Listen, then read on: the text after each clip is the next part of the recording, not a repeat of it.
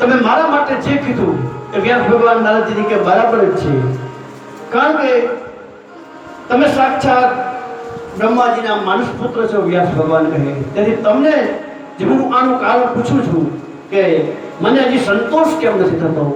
ત્યારે નારદજીએ કીધું કે વ્યાસજી, તમે ઘણું કરી અને ભગવાનના નિર્મળ યશનું જ્ઞાન નથી કર્યું. તમે વેદ પુરાણ બધું બનાવ્યું પણ ભગવાનના જેની અંદર યશ હોય ભરપૂર એવું તમે એકેય રચના નથી બનાવી.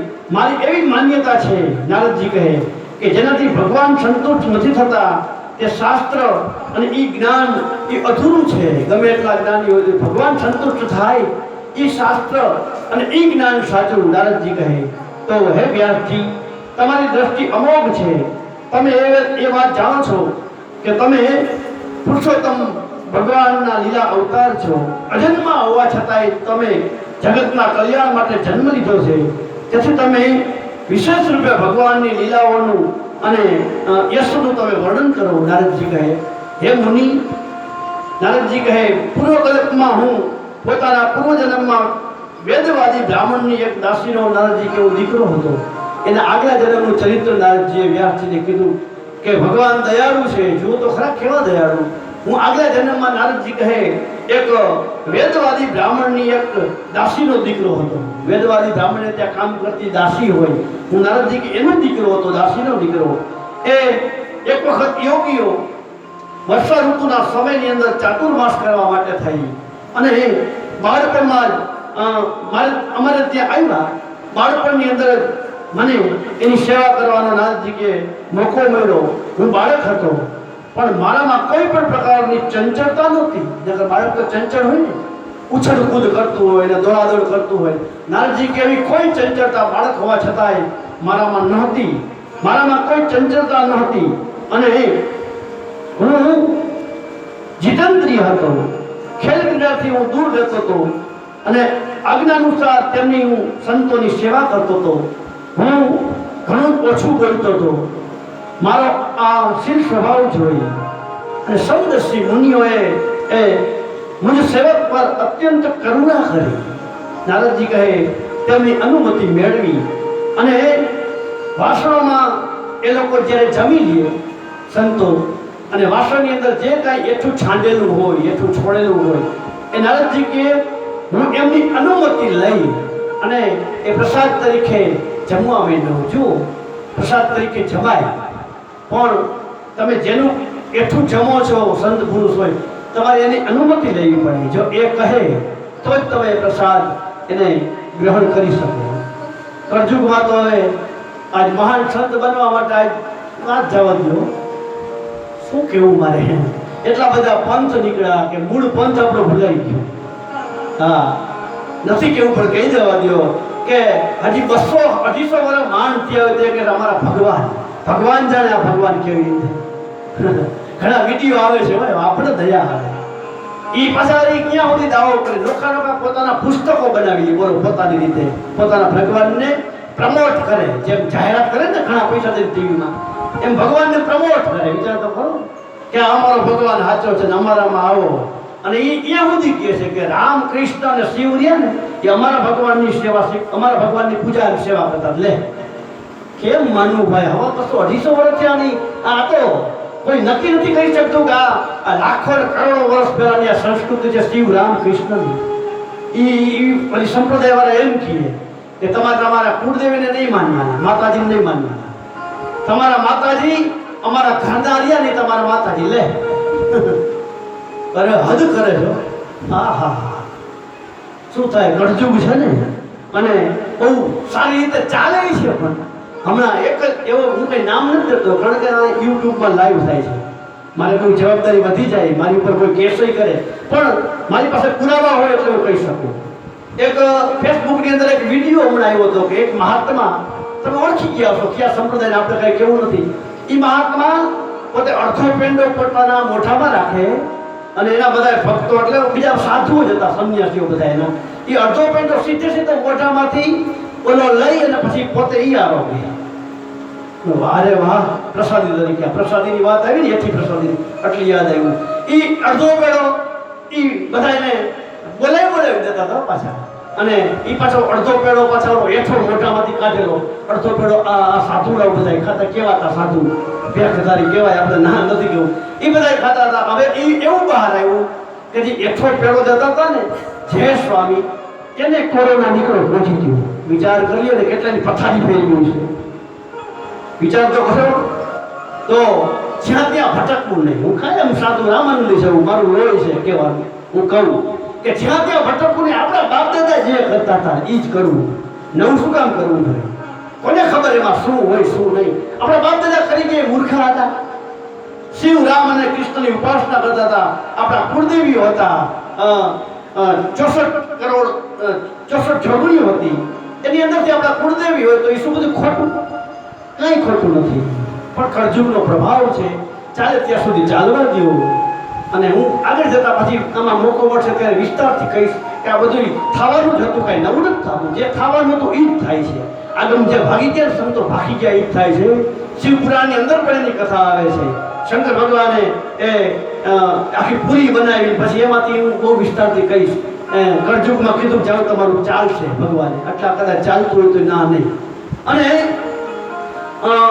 નચિકેતા પુરાણની કથા આપણે ઘણી વાર સાંભળી છે. એ કથા પણ વિસ્તારથી પછી કહીશ કે આ કદાચ એ બધા જીવ હોય ભાગવાના નહોતા, સ્વર્ગ નહોતું મળવાનું, ને નચિકેતાએ શંખ વગાડી નાખ્યો બધાય ને અનાયાસે સ્વર્ગ મળી ગયું. પછી કીધું કે કળજુગની અંદર હું નોખા નોખા પંચ કાઢીશ નચિકેતા કે, અને યમરાજાને કીધું કે પછી હું નોખા નોખા પંથની અંદર માણસોને ખેંચીશ, અને એ પંથની અંદર આવે એ મર્યા પછી તમારી પાસે એ જીવ આવે તમારે પકડી લેવાનો, નક્કી કરી લેવાનું કે આ મારામાંથી ભાગેલો નરકમાંથી જીવ છે. આપણે નરકમાં જવું હોય તો આવા સંપ્રદાયમાં જવું, એટલે આપણો સનાતન બરાબર છે, એને પકડી રાખવાનો. તો કહેવાનું એ કે નારદજીએ કીધું કે સંતો મારે ત્યાં આવ્યા, એ સંતો એની સેવા હું કરું, અને સંતોએ એઠું છોડેલું હોય એની અનુમતિ લઈ. એ હા પાડે એટલે એનું એઠું હતું છાંડેલું એવું ખાતો, એક ટંક નારદજી એવું ભોજન કરતો. એનાથી મારા બધાય પાપ ધોવાઈ ગયા. આ રીતે એમની સેવા કરતા કરતા મારું હૃદય શુદ્ધ થઈ ગયું. અને તેઓ જેવું પૂજન ભજન કરતા હતા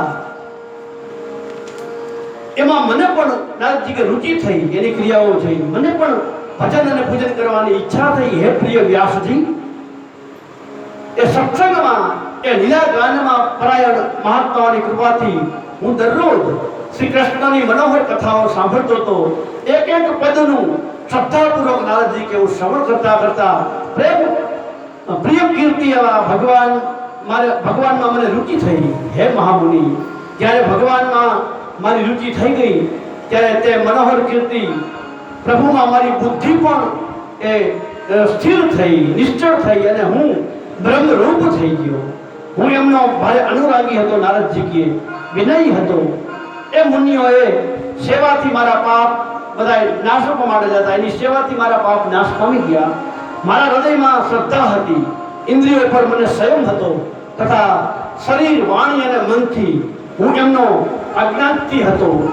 તે દિનવત્સલ મહાત્માઓએ છતી વેળાએ કૃપા કરી અને મને એ ગુહ્યતમ જ્ઞાનનો મહાત્માઓએ ઉપદેશ કર્યો. નારદજી કહે જે જ્ઞાનનો ઉપદેશ સ્વયં ભગવાને પોતાના શ્રી મુખથી કર્યો છે. આ કયો ઉપદેશ? વાસુદેવ ગાયત્રી મંત્ર. નારદજી કે મને ઋષિ મુનિઓએ છતાં વખતે આપ્યો. વાસુદેવ ગાયત્રી મંત્ર કયો? ઓમ નમો ભગવતે તુભ્યં વાસુદેવાય ધીમહિ પ્રદ્યુમનાય અનિરુદ્ધાય નમઃ સંકર્ષણાય ચ. આ વાસુદેવ ગાયત્રી મંત્ર જેની અંદર ધીમહિ શબ્દ આવતો હોય ને એને ગાયત્રી મંત્ર કહેવાય. ગાયત્રી મંત્ર આપણે બોલીએ ને ઓમ ભૂર્ભુવસ્વ તત્સવિતુર્વરેણ્યં ભર્ગો દેવસ્ય ધીમહિ ધિયો યો નઃ પ્રચોદયાત. જ્યાં ધીમહિ શબ્દ આવે એ ગાયત્રી મંત્ર કહેવાય. તો આ વાસુદેવ ગાયત્રીનો મંત્ર સંતોએ નારદજી કે મને જતા વખતે આપ્યો. એ એ હે પ્રભુ, આપને ભગવાન વાસુદેવને હું નમસ્કાર છે એવો આ શ્લોકનો અર્થ છે. અમે આપનું ધ્યાન કરીએ છીએ. પ્રદ્યુમન, અનિરુદ્ધ અને શંકરચરણને પણ નમસ્કાર છે. આવો આ વાસુદેવ ગાયત્રીનો મંત્ર સંતોએ મને જતા વખતે આપ્યો. નારદજીએ કીધું કે મને જ્ઞાનોપદેશ કરનારા મહાત્માઓ જ્યારે ચાલ્યા ગયા એ પછી મેં આ રીતે પોતાનું જીવન વિતાવ્યું. જોકે તે સમયે મારી વય ઘણી નાની હતી. નારદજી કે હું પોતાની માતાનો એકનો એક દીકરો હતો. એક તો એ બિચારી સ્ત્રી હતી, બીજું મારી માતા બિચારી મૂઢ હતી, અને ત્રીજું એ દાસી હતી. મારે પણ એના સિવાય અન્ય કોઈ બીજો નારદજી કે સહારો નહોતો. મારી માં જ મારો સહારો હતો. મારી માતા મારા પર ખૂબ પ્રેમ રાખતી હતી. હું પણ મારી માતાના સ્નેહ બંધનમાં બંધાઈ અને તે બ્રાહ્મણ વસ્તીની અંદર જ રહ્યો. મારી ઉંમર માત્ર 5 વર્ષની હતી. મને દિશા, દેશ અને કાળ વિશે કશું જ્ઞાન નહોતું. એક દિવસની વાત છે, મારી માં ગાય દોહવા માટે રાતના સમયે ઘરની બહાર નીકળી. રસ્તામાં એના પગે સર્પે સ્પર્શ કર્યો અને સર્પદંશથી એ મારી માં બિચારાનું મૃત્યુ થયું. નારદજી કહે હવે એ સાપનો પણ શું દોષ? નારદજી કહે કંઈક કાળનું એવું વિધાન હતું એટલે મારી માં એ મૃત્યુ પામી. મેં માન્યું કે ભક્તોનું મંગળ ઈચ્છનારા ભગવાનનો પણ આની અંદર કંઈક અનુગ્રહ જશે, એની કરુણા જશે. જો આનું નામ સંત. ત્યાર પછી નારદજી કે હું ઉત્તર દિશા તરફ નારદજી કે ચાલી નીકળો. નિર્જન વનમાં એક પીપળા નીચે આસન લગાવી હું બેસી ગયો. પેલા મહાત્માઓ પાસેથી જે મેં સાંભળ્યું હતું, હૃદયમાં રહેનારા પરમાત્માના એ જ સ્વરૂપનું હું મનોમન ધ્યાન કરવા લાગ્યો. ભક્તિભાવથી વશ કરેલા ચિત્ત વડે ભગવાનના ચરણકમળનું ધ્યાન ધરતા જ ભગવત પ્રાપ્તિની ઉત્કંઠ લાલસાથી મારી આંખની અંદર નારદજી કે આંસુ આવ્યા અને ધીરે ધીરે હૃદયમાં ભગવાન સ્પષ્ટ પ્રગટ થયા. મારા હૃદયમાં ભગવાન પ્રગટ થયા. ઓચિંતા ભગવાન પાછા અદૃશ્ય થયા. તેને ન જોતા હું અત્યંત વ્યાકુળ થઈ અને શૂન્ય મનસ્ક જેવો થઈ આસન પરથી નારદજી કે ઊભો થઈ ગયો. મેં ફરી તે સ્વરૂપનું દર્શન કરવા માટે ઈચ્છ્યું, પરંતુ એ મનને હૃદયમાં સમાહિત કરીને દર્શન કરવાની વારંવાર મેં કોશિશ કરવા છતાંય હું તેને ફરીથી જોઈ ન શક્યો. હું અતૃપ્તની જેમ આતુર બની ગયો. આ રીતે નિર્જન વનમાં મને પ્રયત્ન કરતો જોઈ. સ્વયં ભગવાન કે જેઓ વાણીનો વિષય નથી, ભગવાનની વાણીનો વિષય નથી, છતાંય એમણે ઘણી ગંભીર અને મધુર વાણીથી મારા શ્લોકનું શ્રવણ કરતા હોય એમ મને કીધું વાણી દ્વારા કે તું ખેદ ન કર, આ જન્મમાં તું મારું દર્શન કરી શકીશ નહીં. ભગવાને કીધું નારદ, જેમની ભાવનાઓ પૂર્ણપણે શાંત થઈ ગઈ ન હોય એવા અપરિપક્વ યોગીઓને મારું દર્શન ભગવાન કે અત્યંત દુર્લભ છે. હે નિષ્પાપ બાળક, તારા હૃદયમાં મને પ્રાપ્ત કરવાની લાલસા જગાડવા માટે જ મેં તને એકવાર મારા રૂપની ઝાંખી એ ભગવાન કે કરાવી હતી. મને પ્રાપ્ત કરવાની આકાંક્ષાવાળો સાધક હૃદયની તમામ વાસનાઓ ધીરે ધીરે ધીરે સંયુક્તપણે ત્યાગ કરી દે છે. અલ્પકાલીન સંત સેવાથી જ તારી ચિત્તવૃત્તિ મારામાં ભગવાન કે સ્થિર થઈ છે. હવે તું આ પ્રાકૃત મલિન શરીર છે એને છોડી અને મારો પાર્ષદ ભગવાન કે તું બની જઈશ. નારદ, મને પ્રાપ્ત કરવાનો તારો આ દ્રઢ નિશ્ચય ક્યારેય કોઈ પણ રીતે તૂટશે નહીં. સમસ્ત સૃષ્ટિનો પ્રલય થઈ જવા છતાં પણ ભગવાન કે મારી કૃપાથી તને મારું સ્મરણ છે એ કાયમ રહેશે. મારું સ્મરણ તને ભૂલાશે નહીં. હવે હું આનંદપૂર્વક કાળની પ્રતીક્ષા કરતો નારદજી કહે પૃથ્વી ઉપર વ્યાસ ભગવાન વિચરણ કરવા લાગ્યો. મને શુદ્ધ ભગવત પાર્ષદ શરીર પ્રાપ્ત થવાનો અવસર આવ્યો હતી. પ્રારબ્ધ કર્મ સમાપ્ત થઈ જવાના કારણે પંચભૌતિક શરીર નષ્ટ થઈ ગયું મારું. અને કલ્પના અંતમાં જે સમયે ભગવાન નારાયણ એકારવણ એટલે કે પ્રલયકાલીન સમુદ્ર જે હોય એના જળની અંદર ભગવાન શયન કરે છે ને, તે સમયે પ્રલય થાય છે. ભગવાન જળની અંદર શયન કરી જાય એટલે ભગવાન સૂવે ત્યારે પ્રલય, ભગવાન જાગે એટલે પછી સૃષ્ટિનું નિર્માણ બ્રહ્માજી કરે. આ નિયમ છે સૃષ્ટિનો.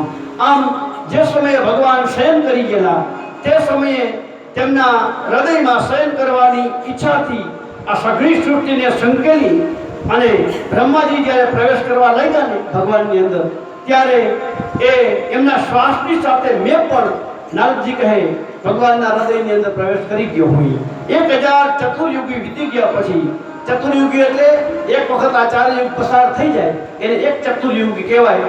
1000 ચતુર્યુગી આવી વીતી ગયા પછી જ્યારે બ્રહ્માજી જાગ્યા અને તેમણે સૃષ્ટિ સર્જનની ઈચ્છા કરી, ત્યારે એમની ઇન્દ્રિયોમાંથી પ્રગટેલા મરીચી વગેરે ઋષિઓની સાથે નારદજી કે હું પણ પ્રગટ થયો. એટલે તો નારદજી બ્રહ્માજીના માનસ પુત્ર કહેવાય છે. જન્મ નથી થયો એનો, પણ એના મનમાંથી જ એના શરીરમાંથી જ પ્રગટ થયા છે. ત્યારથી હું ભગવાનની કૃપાથી નારદજી કે વૈકુંઠ વગેરેમાં તથા ત્રણેય લોકમાં બહાર અને અંદર બધે નારદજી કે હું રોકટોક વગર વિચરણ કરું છું. મારા જીવન વ્રત ભગવાનનું ભજન અખંડ રૂપે ચાલતું રહે છે. ભગવાને આપેલી આ સ્વર બ્રહ્મથી વિભૂતિ આ વીણા ઉપર નારદજી કે હું સૂર છેડી અને હું એમની લીલાઓનું ગાન કરતો હતો. સગળા સંસારની અંદર વ્યાસ ભગવાન ફર્યા કરું છું વીણા લઈને. જ્યારે હું તેમની લીલાઓનું ગાન કરવા લાગ્યું ને ત્યારે એ પ્રભુ જેમના ચરણ કમળ સમસ્ત તીર્થોનું ઉદ્ગમ સ્થાન છે, જેનું યશોગાન મને અત્યંત પ્રિય છે, એવા જેમ મેં બોલાવ્યા હોય ને એમ તરત જ હું કીર્તન કરું નારદજી કે વીણામાં, એટલે તરત મારા હૃદયમાં આવી અને મને દર્શન આપે છે. જે લોકોનું ચિત્ત નિરંતર વિષય ભોગની કામનાથી આતુર હોય ને એમના માટે ભગવાનની લીલાઓનું કીર્તન સંસાર સાગરને પાર કરવાનું જહાજ છે. નારદજી કે અમારો પાક્કો અનુભવ છે. જે વિષયની અંદર એકદમ રૈચા પૈચા રહેતા હોય અને સંસારની અંદર ખૂબ આસક્ત હોય, કાંઈ કરી ન શકતા હોય, નિરંતર વિષય ભોગની કામનામાં જ આતુર હોય, એવા લોકો માટે ભગવાનની લીલાઓ એનું કીર્તન સંસાર સાગરને પાર કરવાનું જહાજ છે. ભગવાનનું કીર્તન. ગોપી માતાઓ તમે બહુ ભાગ્યશાળી છો. તમે જેવું કીર્તન કરો ને નાચો કૂદો એવું અમે ભાઈઓ ન કરી શકીએ. કરી શકીએ? તમે તમારા મંડળ રચીને કીર્તન કરો, કરજો. એ નારદજીએ કીધું છે. સંસારી જીવ માટે આ ઉત્તમ બતાવ્યું કે તમે બીજું કાંઈ ન કરી શકો, ભગવાનમાં મન ન લાગતું હોય, વિષયોની અંદર તમે હો, તો એના માટે થઈને કીર્તન છે. કીર્તન ભક્તિ, નારદજી પાસે કીર્તન ભક્તિ હતી, એ ઉત્તમમાં ઉત્તમ છે. ભગવાનને પ્રાપ્ત કરવા માટે નારદજી કે આ મારો પાકો અનુભવ છે, હું મારો અનુભવ કહું છું. આમ સુતજીએ કીધું કે સનકાદી ઋષિઓ દેવર્ષિ નારદજી વ્યાસજીને આ પ્રમાણે કહી અને જવાની અનુમતિ લીધી અને વીણા વગાડતા વગાડતા સહજ રીતે ચાલ્યા ગયા. અહો, આ દેવર્ષિ નારદ ધન્ય છે, સુતજી કહે, કારણ કે તેઓ પોતાની વીણા પર સારંગ પાણી ભગવાનની કીર્તિ ગાઈ ગાઈને પોતે તો આનંદમગ્ન થાય જ છે, સાથે સાથે વિવિધ ત્રાપથી તપ્ત આ જગતને પણ એ નારદજી આનંદમય કરતા રહે છે, ભક્તિમય. ધન્ય છે નારદજીને. સુતજીએ કહ્યું બ્રહ્મનદી સરસ્વતીના પશ્ચિમ કાંઠે સમ્યપ્રાસ નામનો એક આશ્રમ છે. ત્યાં ઋષિઓના યજ્ઞો થતા રહે છે. ત્યાં જ વ્યાસજીનો પોતાનો આશ્રમ છે. તેમની ચારે બાજુ બોરડીનું સુંદર વૃક્ષ છે. ભગવાન વ્યાસ બોરડી ખાઈને નભતા, બોરડી ખાઈને જીવતા, એટલે ભગવાન વ્યાસનું એક નામ બાદરાયણ. બોર ઉપરથી એનું નામ એક બધું બાદરાયણ, એવું બાદરાયણ વ્યાસ. ત્યાં સરસ મજાનું બોરડીનું એ વૃક્ષ છે. એ આશ્રમમાં બેસી અને તેમણે આચમન કર્યું વ્યાસ ભગવાને અને સ્વયં પોતાના મનને એ સમાહિત ભગવાનની અંદર કર્યું. ભક્તિ યોગ વડે પોતાના મનને પરિપૂર્ણ એકાગ્ર અને નિર્મળ કરી આદિપુરુષ પરમાત્માને જોયા. તેમના આશ્રય રહેનારી એ માયાને પણ વ્યાસ ભગવાને જોઈ, પરંતુ સંસારના લોકો આ વાત જાણતા નથી. આમ સમજી તેમણે એટલે કે વ્યાસજીએ આ પરમહંસની સંહિતા એવા શ્રીમદ ભાગવતની રચના કરી. તેમણે આ ભાગવત સંહિતાનું નિર્માણ અને તેની પુનરાવૃત્તિ કરી અને પોતાના નિવૃત્તિ પરાયણ પુત્ર એવા સુખદેવજીને એ આ કથા છે એ વ્યાસ ભગવાને પછી ભણાવી. સમય એવો ત્યારે તો વૈષ્ણવજી હું સુતજીએ કીધું કે રાજર્ષિ પરીક્ષિતના જન્મ કર્મ અને મોક્ષની પાંડવોના સ્વર્ગારોહણની તમને હવે કથા કહું છું. વ્યાસ ભગવાન અને સુત પુરાણી સનકાદિકો પાસે આ સંવાદ એનો ચાલુ છે. તો સનકાદિકોને આ સુત પુરાણી છે એ હવે ભાગવતજીની અંદર મહાભારતની કથા તરફ લઈ જાય છે, જેમાં પરીક્ષિત મહારાજનો જન્મ થાય એવી કથામાં. તો એ મહાભારતની અંદર આપણે પણ પ્રવેશ કરીએ.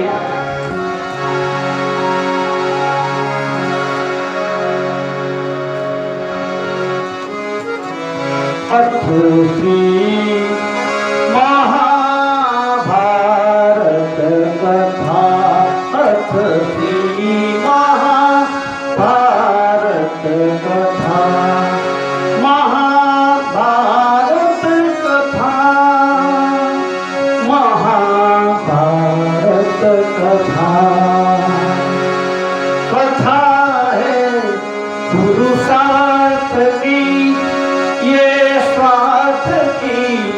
परमार्थ की सारथी जिसके बने श्री कृष्ण भारत पार्थ की शब्द घोषित हुआ जब शब्द सार्थक सर्वथा शब्द घोषित हुआ सीख हम देते युगों से नए युग का करे स्वागत करे स्वागत करे स्वागत करे स्वागत भारत की ये कहानी सदियों से ही पुरानी हे ज्ञान की ये गंगा ऋषियों की अमर वाणी ये विश्व भारती है वीरों की आरती है ये नित नई पुरानी भारत की ये कहानी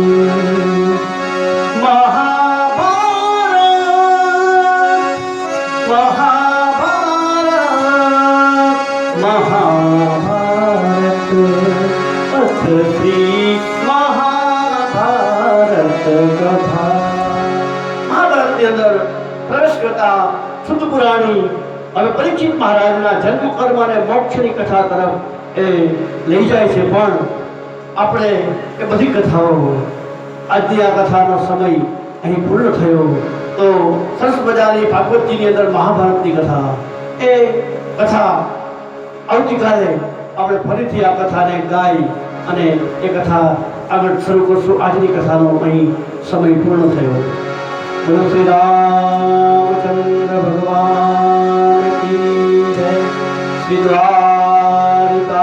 द्वारिकाधीश की अच्युतं केशवं कृष्ण दामोदरं रामनारायणं जानकी वल्लभं कौन कहते हैं भगवान आते नहीं तुम मीरा के जैसे बुलाते नहीं कौन कहते हैं भगवान खाते नहीं देर सबरी के जैसे खिलाते नहीं कौन कहते हैं भगवान नाचते नहीं गोपियों की तरह तुम नचाते नहीं कौन कहते हैं भगवान सोते नहीं माँ यशोदा के जैसे सुलाते नहीं अच्युतं केशवं कृष्ण दामोदरं रामनारायणं जानकी वल्लभं अच्युतं केशवं श्रीरामनारायणं श्रीकृष्ण दामोदरं श्रीवासुदेवं हरि श्रीधरं माधवं श्रीगोपिकावल्लभं श्रीजानकी विनायकं श्रीरामचन्द्रं भजो तथा विसर्जन होता है सुनहु वीर हनुमान राम लक्ष्मण जानकी सदा करो कल्याण।